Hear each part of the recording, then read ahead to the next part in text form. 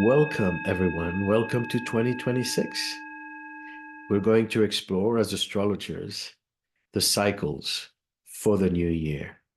Our role as astrologers is not only to track these cycles, but then to interpret them because we want to know what it's about, but what are the intentions as well.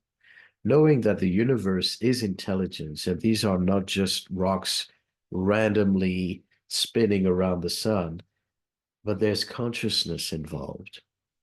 And if we understand these alignments, if we understand the intentions, we can perhaps be better aligned and do what is intended. In that sense, we hope not to have to learn the hard way. This is one of the premises of evolutionary astrology, that it's not just about good luck, bad luck, it's intentional. And if we are in alignment, we can minimize crisis. We cannot completely eliminate it because there's always a blind spot. However, our role as astrologers, I strongly believe, is to raise consciousness. And as we become more aware, more aligned, we are in better harmony with our environment. And that minimizes, reduces suffering. So, as they do in holistic medicine, we're not just treating the symptoms, we're going to the root cause, and we're also preventing worst case scenarios. In order to prevent the worst case scenario, we have to talk about it. So, in this presentation, I am going to explore some of the extreme possibility. And everything is about probabilities. As astrologers, we do not know what the final outcome is. We're making estimates. We are using our own bias, our own experience, and just speak about high probabilities. So the most important thing is to understand what the energy is about, less so about what the exact outcome will be, because that's really hard to determine ahead of time. But we are going to touch on some possible scenarios. Now, as a disclaimer, I'm saying everything I say here is my own interpretation. I have my own biases, and take it or leave it. I hope it is inspiring for you and that you find it useful. Now, thank you all for contributing to the scholarships. We've raised a fair amount, I think close to 1,500, and that's wonderful. So I just want to say that applications for these scholarships will be available soon. This is the program, the Comprehensive Diploma Program. Enrollment for the new cycle is underway. So you can join anytime. It's not a specific starting date because you start as self-study and you can go over the material at your own pace. But then the earlier you join, the more practice sessions and live sessions you can attend. If you join a bit later, you're going to catch on and catch up from that point on. But otherwise, if you feel inspired, this is a top-notch program that opens you up to this incredible body of knowledge. It's really deep soul work. For compassion, health. May we find peace both on a political level and on a spiritual level. And prosperity, may there be enough and more for everyone. And that definitely means that we create better harmony with our planet so that we don't only take, take, take. We don't come from a place of entitlement and exploitation, but a place of exchange. As we collect and harvest from the earth, May we be true custodians. Looking at the important cycles of 2026, we see that it is a continuation of some of the cycles that began last year, 2025. Uranus has already been in Gemini for a little bit, but now in 2026, it's going to move firmly into Gemini for 7 years. The same for Neptune and Saturn. They were already in Aries, retrograded back to Pisces, and now by the end of January into February, they're moving firmly into Aries. Neptune's going to be there for 14 years, whereas Saturn will be there for about 3 years. They're going to be conjunct in the beginning of the year, exactly on February 20th. But Saturn is moving much faster than Neptune, so they're gradually going to move apart from each other. So a lot of what we're saying about the Saturn-Neptune has been ongoing for the past few years. Saturn was in Pisces, ruled by Neptune. Then Saturn is now with Neptune together in Pisces, and they move together in the sign of Aries. And then Saturn moves off. Then Jupiter is moving from Cancer to Leo. This is going to happen by the end of June and is part of this great movement into fire and air signs.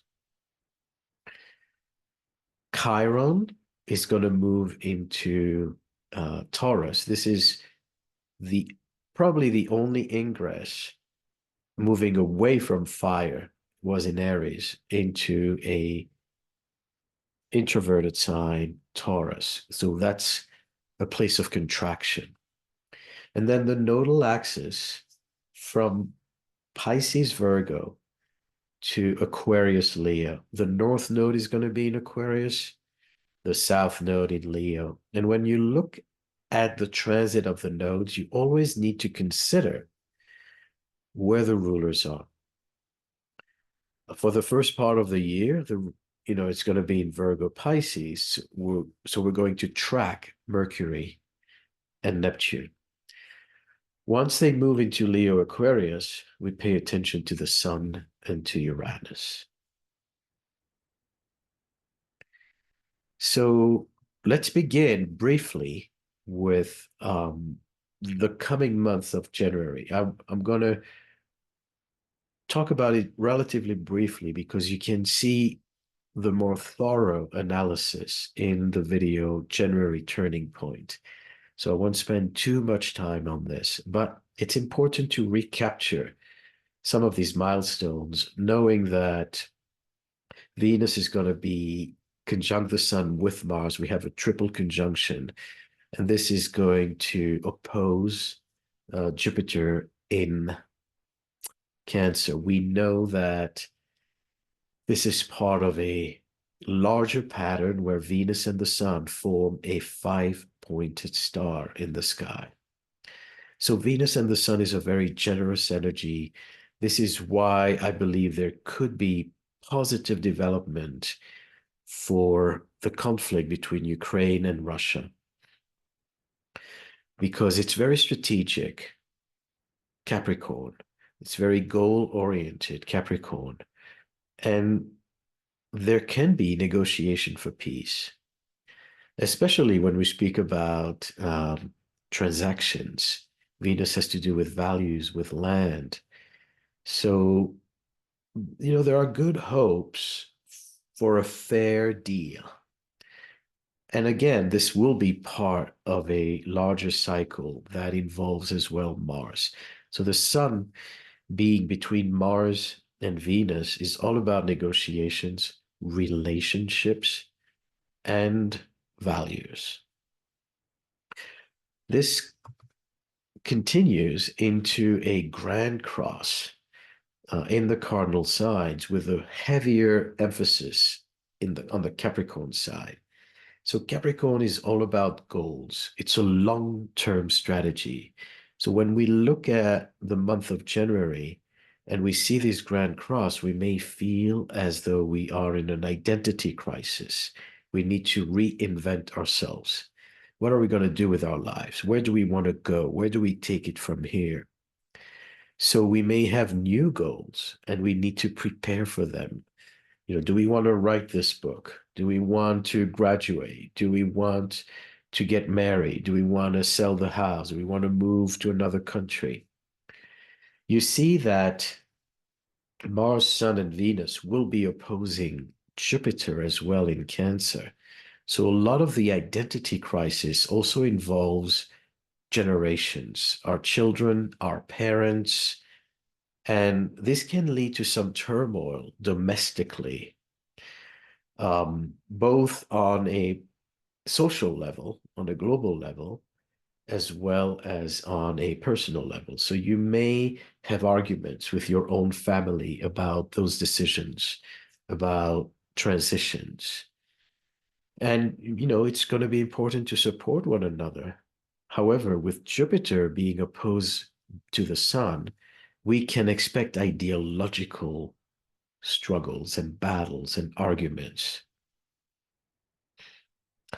In a worst case scenario, this can escalate to ideological battles.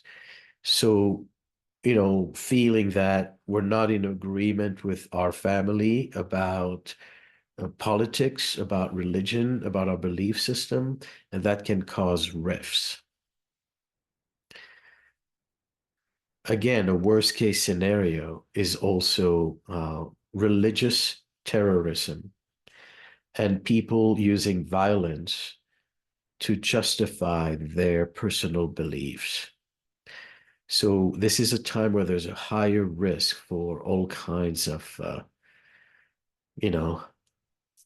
acts of violence and hate crimes, unfortunately.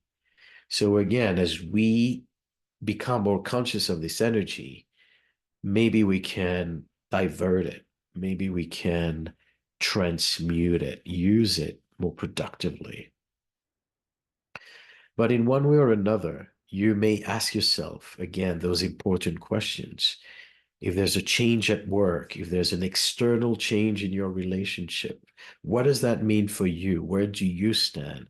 What do you want to do from now on? There's a lot of kind of a new resolution that comes with this cardinal energy. We move quickly into a conjunction of Mars with Pluto. That's the end of January. So this is important because we talked about, global conflicts, and we talk about Ukraine and Russia. Interestingly, Zelensky's sun is right on that conjunction of Mars-Pluto, early Aquarius. And then the war itself, at least the last version of this war between Ukraine and Russia that started in 2022, started on a Venus-Mars conjunction with Pluto. So there's some kind of recurrence in the month of January between the Venus star point, the Venus-Mars conjunction, and then Mars-Pluto that takes us back to the seeding point of this conflict. Now, look at Zelensky's chart. I'm going to make it bigger here. What do you notice? This Mars-Pluto conjunction on his sun can give him an advantage. Remember that Aquarius has to do with allies. Who is who is on my side? And we know that Zelensky wants to join NATO. NATO is an alliance. It's a group. It's Aquarian. So his whole Venus sun at birth on a political level translates into wanting to join the group of friends, of European friends. And the opposition to Mars is separate from the other group, that is the earlier Soviet alliance. So for Zelensky, it's all about that. It's about changing alliances from Russia to Brussels. And it's totally an Aquarian situation, an Aquarian dilemma, because the friend, whatever group you belong to, is going to be offended and feel threatened by, obviously military consideration and so forth. But I just want to show you how this plays out basically on an astrological level. Now, you also notice that Zelensky's Venus Sun squares Chiron in Taurus. And where is Chiron going to be this year? Right. So he's having a Chiron return later, the second half of 2026. And what is Chiron in Taurus? It's land, territory.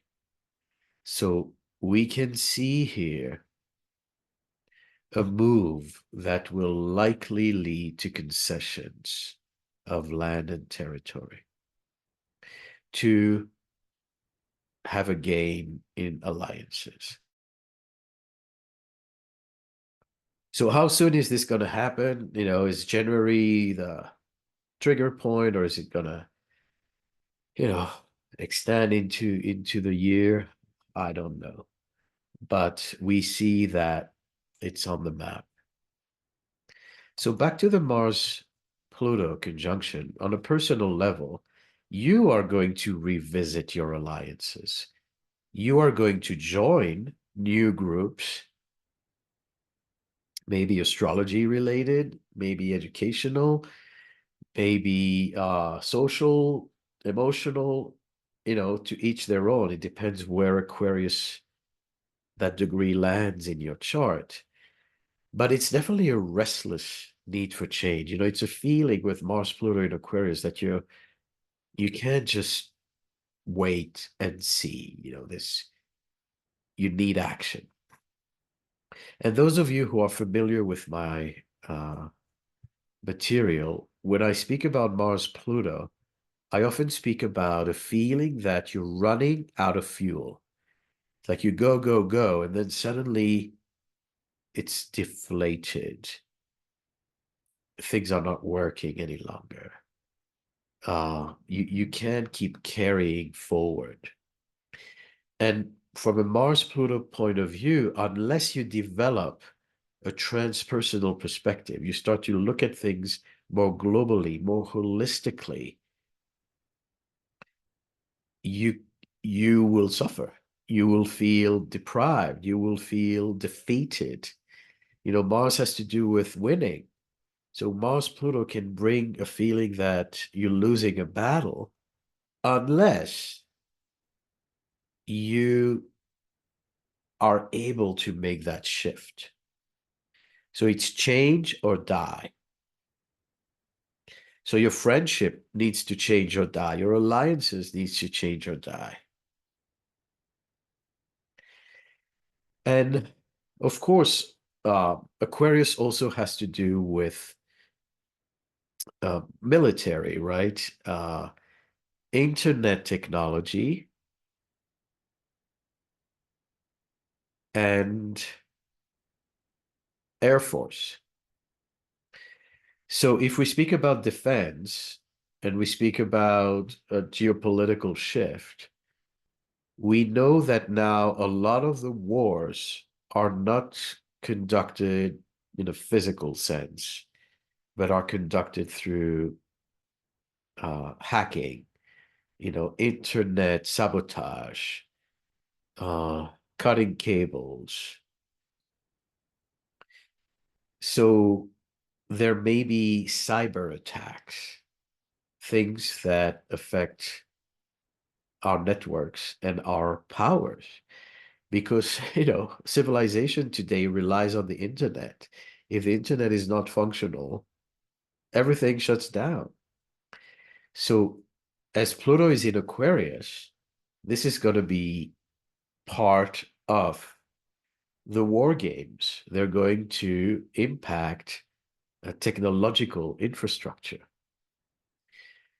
So every 2 years, you know, Mars is coming back to Pluto. It's a 2-year cycle. And so we're going to constantly revisit this situation.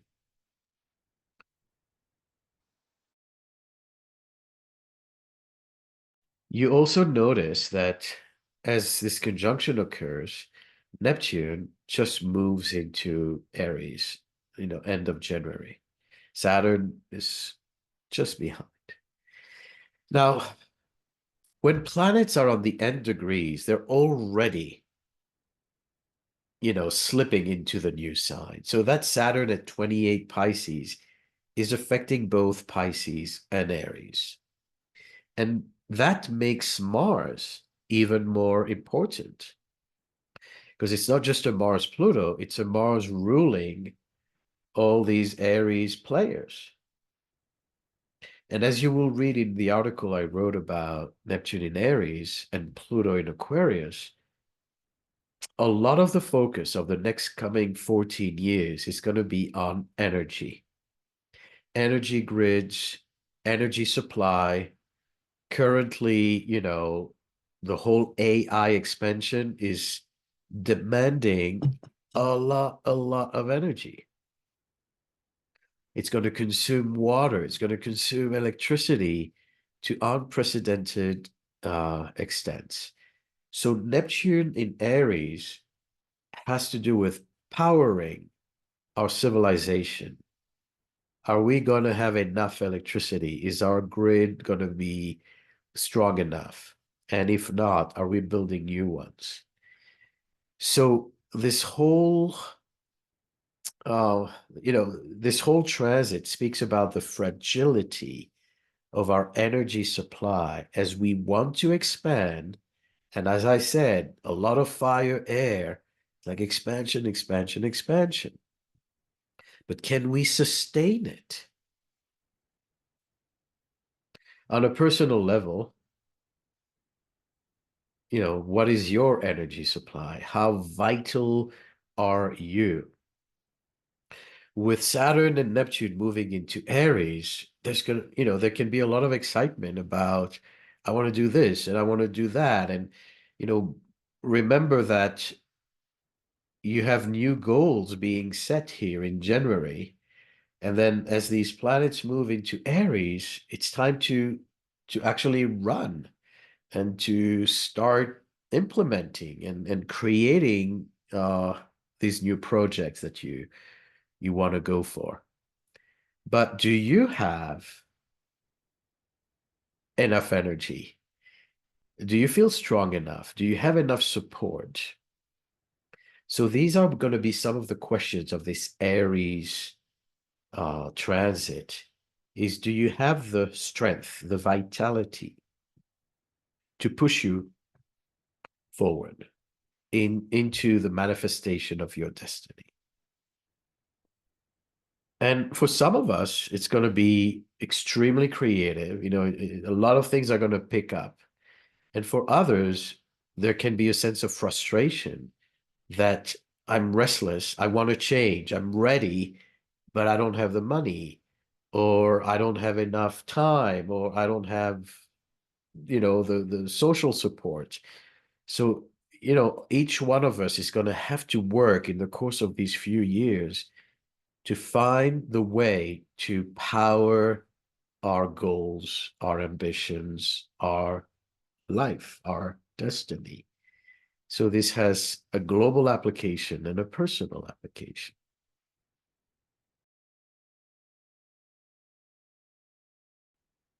Neptune and Saturn move into Aries together during the solar eclipse.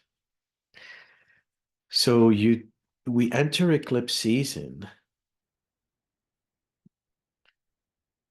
about 2 weeks prior to the first eclipse.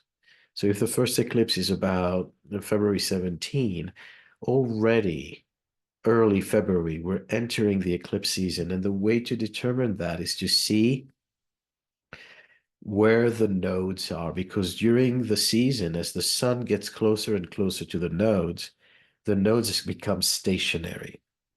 They freeze on that degree. And so in this case, it's going to be 8 degrees Pisces Virgo. So about 2 weeks prior to the first eclipse, 2 weeks in between the solar and the lunar eclipse, and 2 weeks after the second eclipse is what we call eclipse season.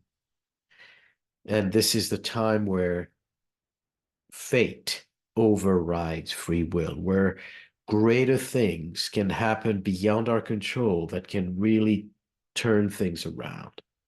The reason why I put the White House in the middle of that eclipse is that, as you can actually see in this chart, the eclipse will be exact on the ascendant in Washington, D.C. So, to the degree, to the minute, pretty much, we have an eclipse affecting Washington, and it happens to also be on the moon of the United States, which is 27 Aquarius. So the moon of the United States represents the people. It represents the aspiration for freedom.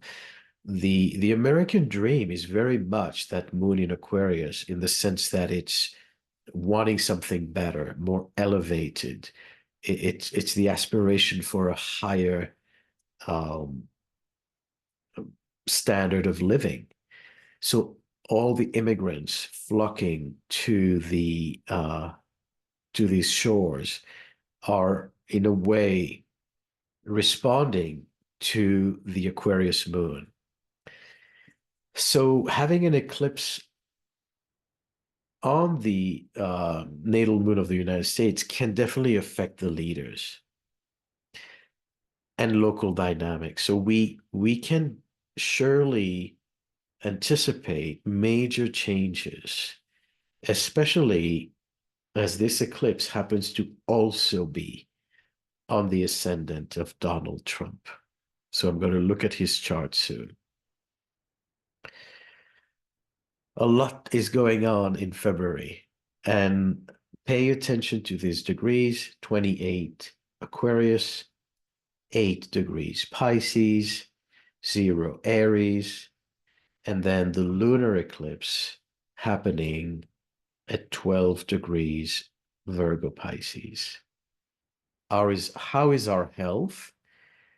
In the United States, once again, the health department is going through major redefinitions with eliminations of vaccines, change of healthcare policies.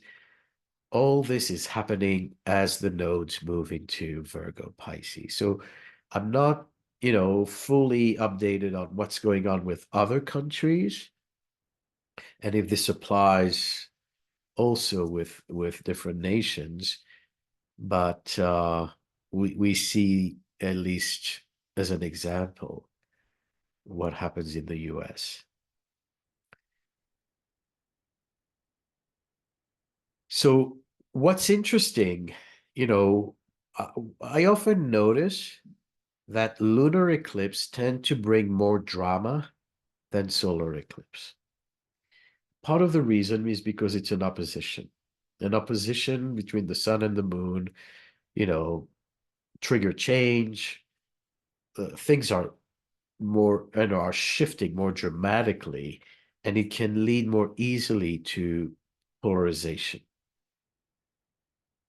So we mentioned how the United States is immediately impacted because the eclipse is on its moon, which is both, you know, the symbol of the moon in Aquarius is very much the Statue of Liberty, this emancipation, this, human rights and freedom and opportunity. So notice that solar eclipse in Aquarius squares Uranus in Taurus. So the ruler of the eclipse is square. So there's something shifting here. There's something shifting between the leaders and the people. It's economic, Venus on the North Node and Taurus. So there can be new economic policies, maybe relating to health, maybe relating to employment, retirement. Um, it's going to be interesting to see. Yeah, I, we can speculate on different outcomes. One of the things to remember about eclipses is the change is quick. It's not progressive. It's not one thing after another. It is instant. It's like lightning. The eclipse basically, uh, you know, creates this kind of electric storm, especially in Aquarius, where we find ourselves suddenly in a completely new reality. Now, not all eclipses are created equal. Sometimes you go through that season and nothing happens because it doesn't hit anything strategic, or because maybe you're already doing the changes. So it doesn't mean everybody is going through a life-changing situation, but those who are, it happens like that very quickly. And usually, uh, things that you've been waiting for, things that were on hold, can suddenly release. You were waiting to sell your property, you were waiting to get this new contract, and it kept being delayed, and a lot of things came on the way, and then the eclipse shows up and it lands and it's immediate. So that's why we pay attention to eclipses, right? Because they're powerful. So speaking about Saturn, Neptune, they've been together for quite a while. Saturn was in Pisces for a long time, then, came close to Neptune in Pisces, then in Aries, pretty much conjunct. And so this new conjunction now is is a climax, right, of some sort, but it's not, something we haven't experienced just yet. So let's look back. This is some of the things I wrote, and I'm going to touch on the negative and the positive. But the negative has been, so overwhelming. The erosion and malfunction of systems and leader, where role models wallow in inadequacy, moral standard losing ground. Moral corruption, depravity, lawlessness, anarchy. So it's a feeling that it works both ways. Neptune dissolves Saturn. Saturn is the things that are solid. It's our moral compass. It's accountability. So when we see leaders, making deals, billions of dollars transaction, and, leaving the poor ever poorer, the level of visible, transparent corruption is staggering. And it's that sense that they don't care. And Saturn, Neptune can bring this feeling that, you're above the law. It doesn't apply to you. You can bend, Neptune bends the rules, Saturn. And, morality is a huge, huge issue with Saturn, Neptune, because it speaks about man-made laws versus spiritual laws.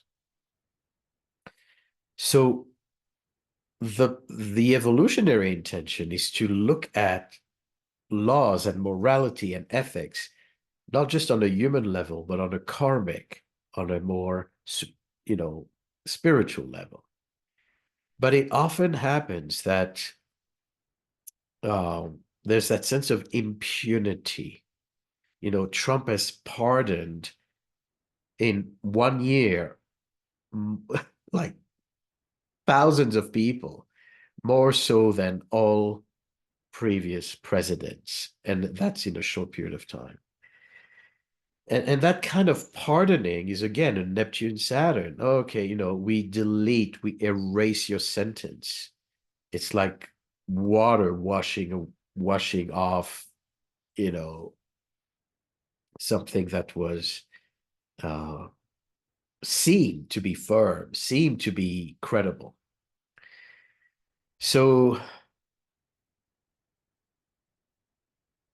that is how Neptune can dissolve Saturn. Now, in a positive way, it also means that old structures can come down.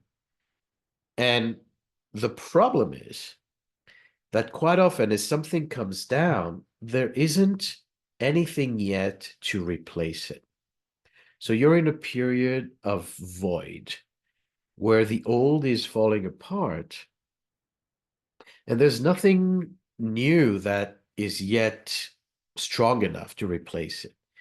So when you see a lot of disappointment, a lot of disillusionment with leaders, even, you know, with Trump supporters who are starting to speak out publicly against him. You know, you have a whole movement of the Marjorie Taylor Greene and other, you know, far right influencers who are not pleased with what he's doing. It's not only the left, it's, you know, it's falling apart in his own party. So we see a lot of corruption, and it seems like we're helpless. We, you know, that the voice of the people is not heard. We also see the other side where Saturn is actually impacting Neptune, border control, ideologies against empathy. So this need for Saturn to say, hey, Neptune, enough of these immigrants crossing the border. I'm going to be tough on immigration. It's also very Saturn Neptune because it's a feeling like it was too lax, it was too loose, it wasn't enough, you know, definition of boundaries. And so Saturn is kind of fighting back Neptune in trying to be super firm on immigration and on welfare. So welfare, social services, USAID. So these programs that were helping, you know, vulnerable populations, um, whether it's about salaries and wages, or it's about medical help being distributed worldwide, suddenly Saturn says, no, no more Neptune generosity, no more free ride. And there was also a recent scandal in Minnesota where, you know, people were abusing the welfare system and, you know, making false claim of needs and milking basically the government. And so that's also a Saturn Neptune abuse of welfare and needing to kind of firm up the boundaries. You know, the issue, the problem with humanity is that we go from one extreme to another. Instead of, you know, correcting immigration policies in a way that makes sense, we end up creating a situation where people are kidnapped by, you know, in the middle of the road by people wearing head coverings.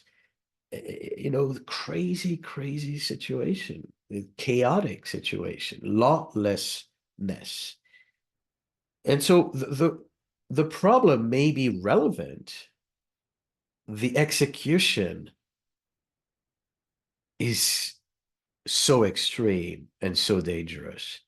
The same way with, the corruption of USAID. Maybe there was some problem. Maybe there were issues with some programs that were, mishandled. But to completely gut a humanitarian organization that is going to starve millions of people that are already dying from it is extreme. And from one extreme, the other, the pendulum will swing to another extreme. You can't win if you go to an extreme. It's going to lead to a backlash. So once again, good intention. How is the execution? Now, I want to speak more deeply into this Saturn Neptune because it is also a time where leaders could collapse unexpectedly. Putin is born with a Saturn Neptune conjunction.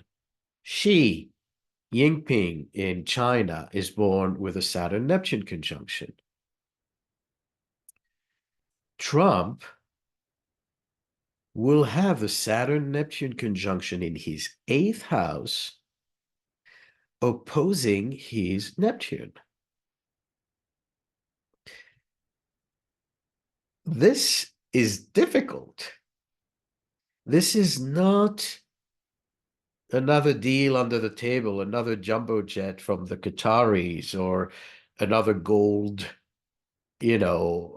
toilet to be installed. This puts Trump at serious risk, both economically, because it affects his economic houses, 2nd and 8th. It can bring death in the family. 8th house, 2nd house. There can be someone close to him removed.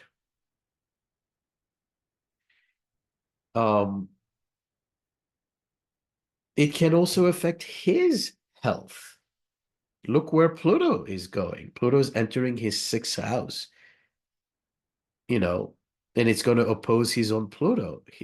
And Aquarius Leo has to do with cardiovascular health. At the same time, the ruler of his 6th house, Uranus, squares Mars.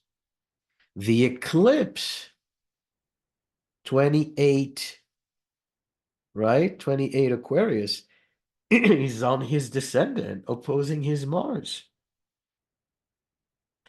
He could have a stroke. Or he could have one of the important players once again flip on him. There could be a sense of betrayal that someone who was his ally, we talk about alliances, is turning against him. So it's probably one of the most difficult period of his presidency. And whether we will be informed, whether it's going to be available to the public or whether it's going to be behind the scene is left to be seen. The 8th house, right? We also have the Epstein drama and, accusation of pedophilia.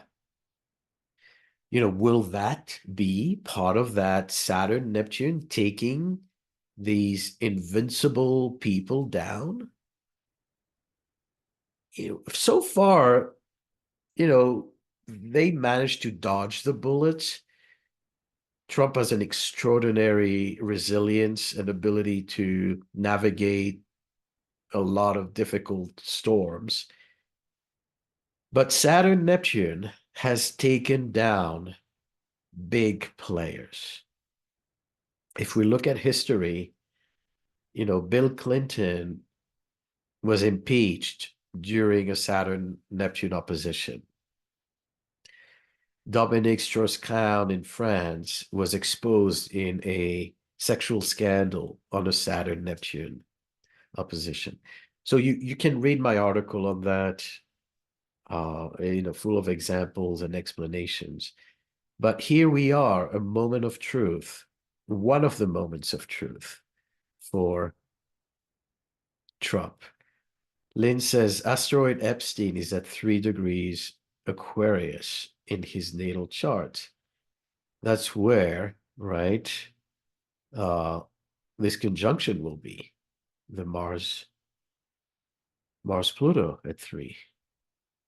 So whether it's health related with the sixth house, whether it's internal power struggles between Aries and Libra, and financial scandals, eighth house, second house, or whether it's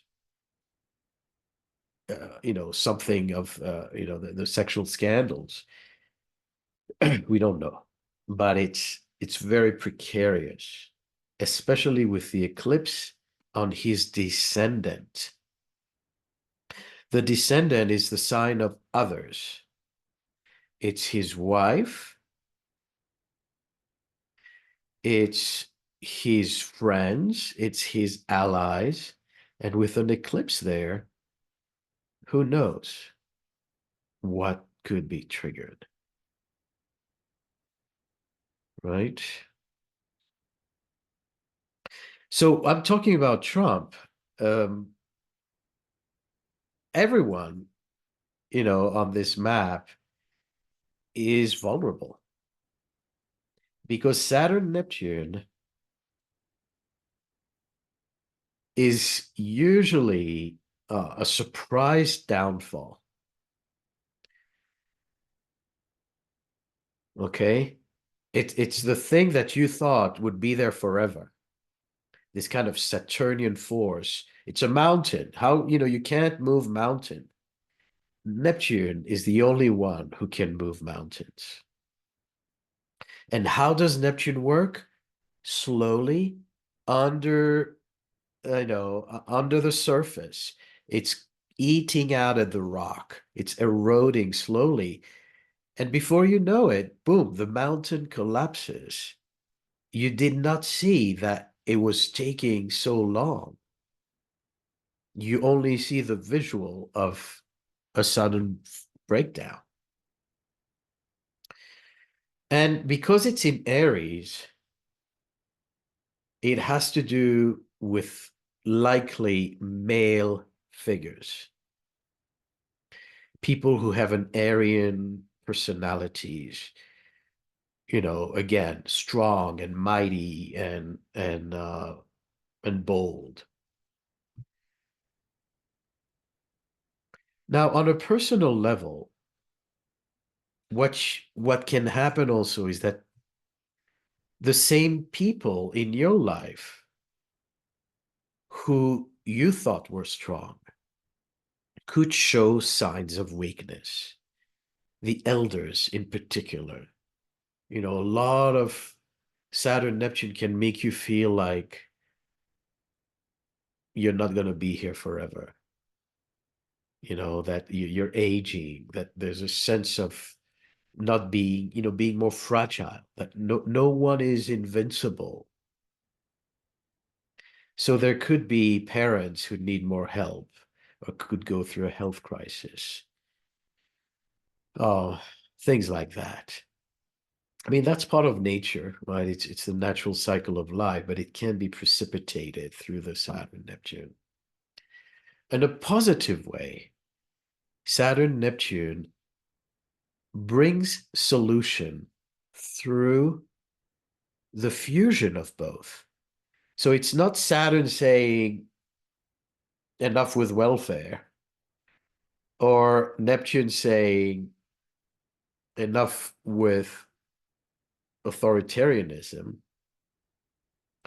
When they come together, it is a new spiritual order. We may see it now, but keep in mind that whatever we're talking about now, they're going to be babies born with these signatures. And these babies born with Saturn, Neptune conjunctions are going to be dealing with these dilemmas, the right and wrong, the ethical deliberations.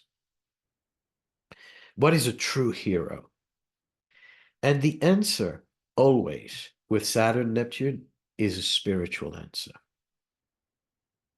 It's not coming from the mundane, from the material world.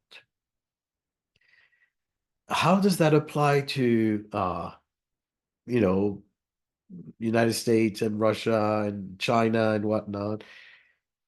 Who knows?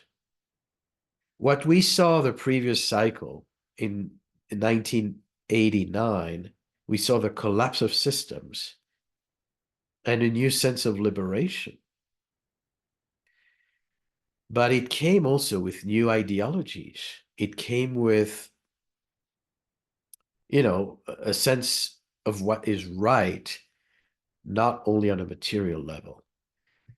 So when you find yourself in a tough spot, when you find yourself in a feeling of insecurity, that you don't have solid ground, Saturn, Neptune do invite you to look at your life from a more spiritual point of view. Why are you here? Remember the big picture. And you may find a spiritual practice that suddenly puts everything into place. I know that happened to me with astrology. I have this aspect natally. And I was very disoriented until I found a spiritual system that helped me make sense of my life. And so this can be a time where, we bet on the wrong horse. We try to find quick fixes. And then we realize, we have to go deeper. The answer is in a deeper spiritual truth. This is why many folks with this aspect also become religious. So spirituality can also translate into religious, in a more conventional way. Forward, as we look into the next phase after the eclipses comes the busy month of April. This is the equinox chart. The equinox chart is a very important chart in predictive mundane astrology because it sets the tone for the whole year. So I'm not an expert in analyzing equinox charts, but we can already look at it, right? A lot is going on in Aries. It's a new moon in Aries. The sun is going to be conjunct Neptune on the Aries side. Last year, the equinox, Neptune was at 29 Pisces. This time is on the other side. And Mars, the ruler of all that Aries, is on the North Node in Pisces. Mars on the nodes, tricky. Water. Does that mean naval battles? We talked about airstrikes and technological sabotage.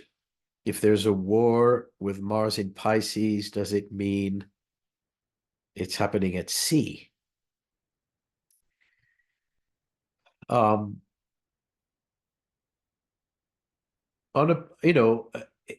this chart definitely pushes towards a lot of new development because it's a new moon. The moon is conjunct Venus in Aries, which is very creative. It also highlights female, women empowerment movement. So it will be interesting to see both with the Venus star point in January and this Venus Moon conjunction for the equinox chart, if the powerful players are gonna, are also gonna be women this year.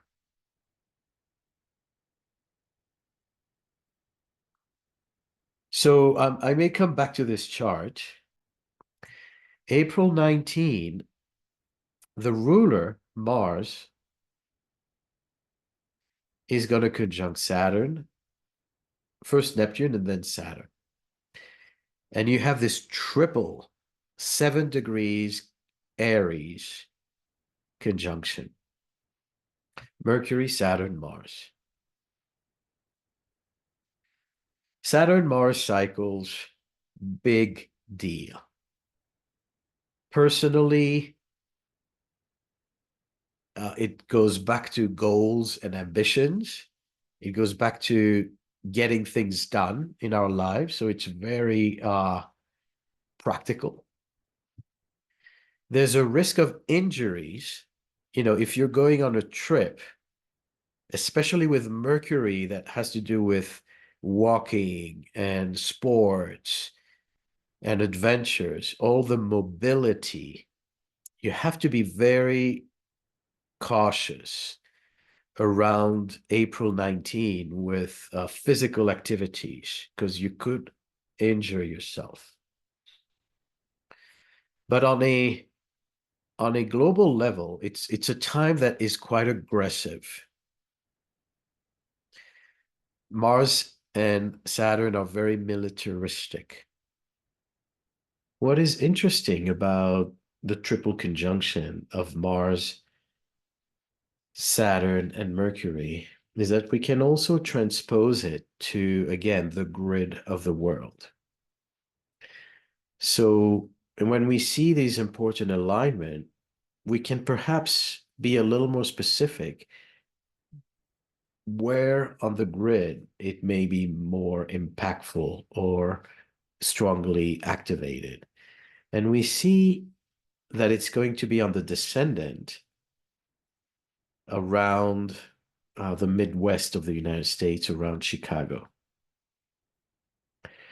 Then it's going to be on the IC of Europe, especially Western Europe, France, England, and Western Africa. And then it's going to be on the ascendant in Nepal and Western China. So Dalai Lama, China, all these things are strongly activated. If we go back to the solar eclipse, we notice that the eclipse is also setting in Nepal and Tibet. So it's interesting to see that the locations that are strongly affected are repeating between the solar eclipse and this Mars-Saturn alignment. We see Paris. We know that the current administration in France is limping. It is not on solid ground. It keeps collapsing. And there may be, some changes in the leadership in France. And the same happens around Nepal, both socially, and I believe it can affect the administration in Nepal as well as development with the Tibetans and the Chinese. Putin and NATO, look at their sun. They don't like each other. So that Mars, Saturn, is landing on NATO's Mars. So everyone who wants to leave the United States and go to Europe, watch this. This is why I said, I certainly hope that there's going to be a deal between Ukraine and Russia in January, February. Because if we pacify the area, it won't, the risk of escalation in April is going to decrease. But if nothing is solved and the problem is lingering,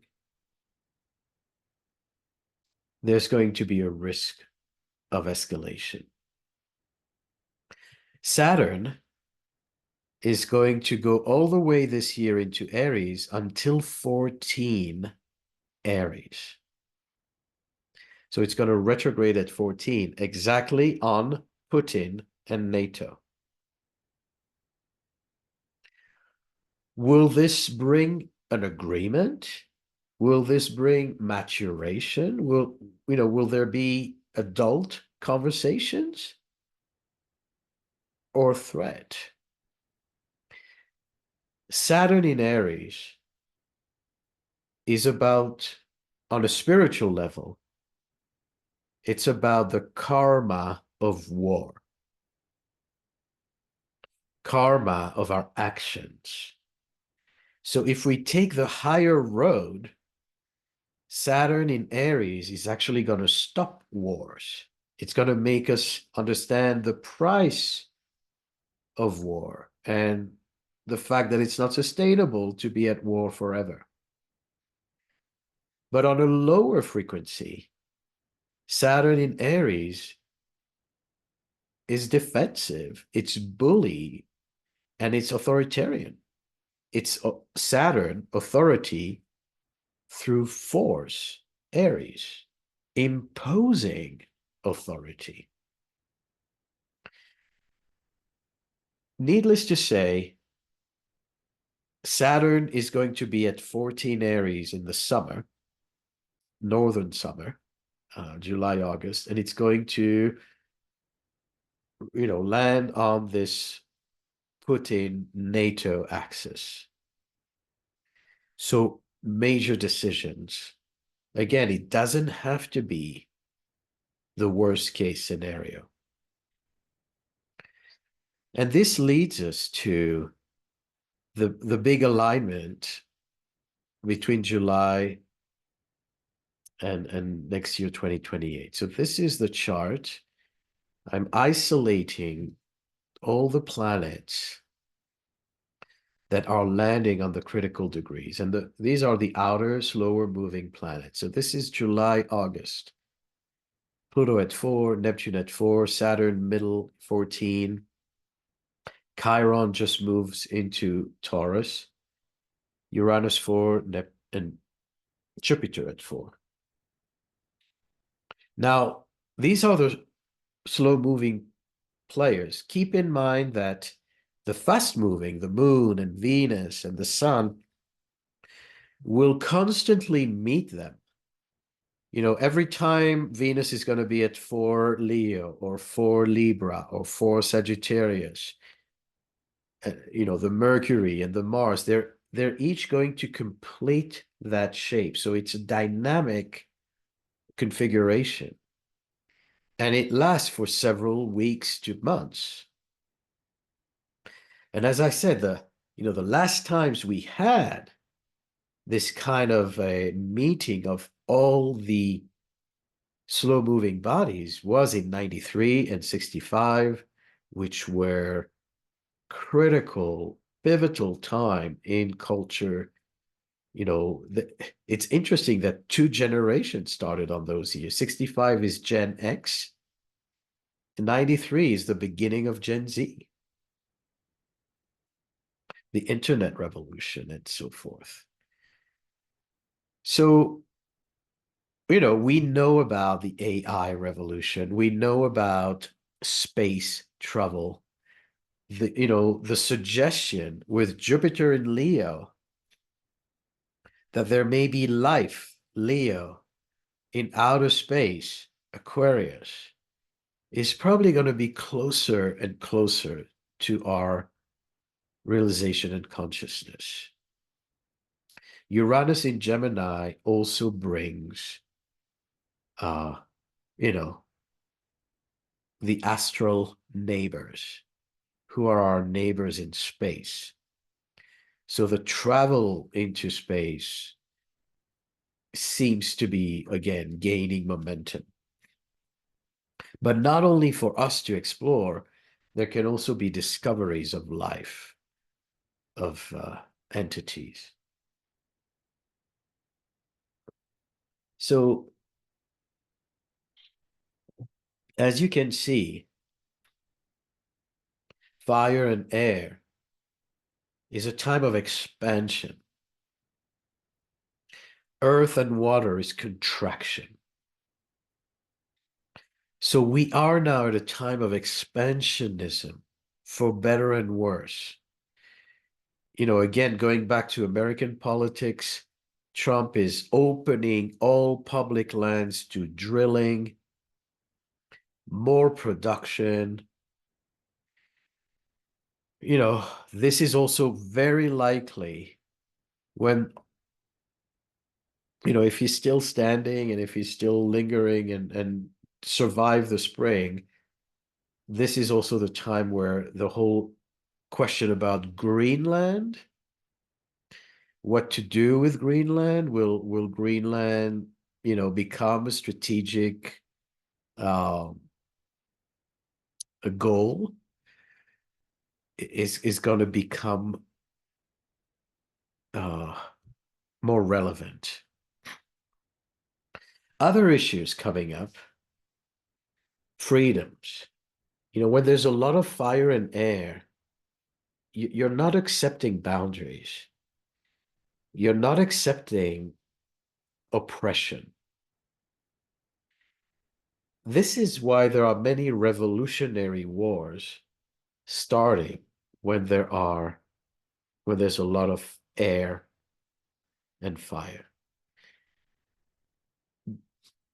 Because, you know, we talk about expansionism for space and for Greenland, but what about us, individuals? Does that look like a chart of someone who's going to shut up and be oppressed? Right? This is the time where people feel more than ever that they need to speak up, that they want their freedoms, that they need emancipation. So this is very likely, you know, a time where there can be either change of policies or movements for liberation.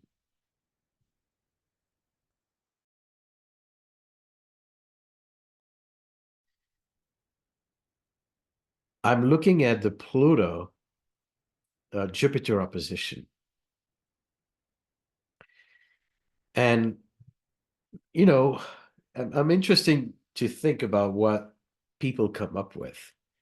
But one of the things that are likely to be a very critical debate with Jupiter moving into Leo is around natality and the declining birth rate in the world. On the one hand, we have this paradox of overpopulation, too many people exploiting the resources, not only more people, but our appetite is growing. You know, we're not just settling for less. We want more and more and more. We have more money, we travel more, and we consume more than ever. So how much more can we expand? I mean, of course we want to go to space because there's no space for us any longer with this big appetite. So on the one hand, there are too many people on the planet to sustain the resources. On the other hand, you have declining natality in all developed countries. And the reason is that as people find their freedoms, they want a higher quality of life. And that means that They want to provide better conditions for less children. Back in the days, people had large families because not all the kids survived. Or, after World War II, that there was such a loss, the impulse to procreate and to, the boomers who came with an increased rate of development and natality came after a big loss. But today, culturally, in developed nations, the mentality is I'm going to have one child, two, or none, because I can create in other ways. I don't need to find myself only through parenting. And if I have children, I'd rather spend more on one child than having 6 or 8 kids. But this creates a balance between the boomers who, expanded natality and the younger generation not being able to support the workload and supporting the retirement of the boomers. But in a way, it's a phase to go through because with the decrease of natality, we're eventually are going to lead to a tipping point where the imbalance between generation can level out. But you are likely going to see nations like Japan and the United States and Europe pushing for couples to have more babies. Um, you know, for better and worse. Pluto opposing Jupiter also brings a risk not only of revolutions, but also health crisis for leaders and kings. Jupiter is Zeus. Jupiter is the king, and it's in the sign of royalty, and it's opposing Pluto. So we can expect during that time another wave of serious opposition to totalitarian regimes, overly authoritarian figures, whether through natural causes or through political movements. This opposition brings a lot of instability for leaders because it again brings this sense of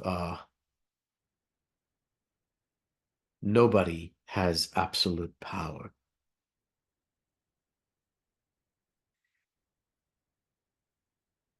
Well, on a personal level, it can be a time of major activation. This is why we're organizing all these astrological retreats on these critical alignments, because it's also a time where the portals are open. And yes, the world is going through wars and peace and famine and pandemics and economic ups and downs, but we, the people, are continuing to put one step in front of the other and finding new opportunities and turn, mud into lotuses. So if you look at this chart, with all the drama that exists in this world, understand that this is something unprecedented, that this is an incredible amount of power and history in the making. We are living historical times. And whether, we're going to travel to space and be able to explore other planets for our next vacation or astrology retreat on an asteroid, or whether in our own backyard, we're going to write more books and bring more art and create new communities. This is very fertile. The expansionism is also the expansion of your spirit. And so there's a sense here of really, you can do it. It is within reach. It's not a feeling of being defeated. It's a feeling of possibility, opportunity. So keep that in mind as we navigate these ups and downs. There's always going to be drama. Every year brings its own set of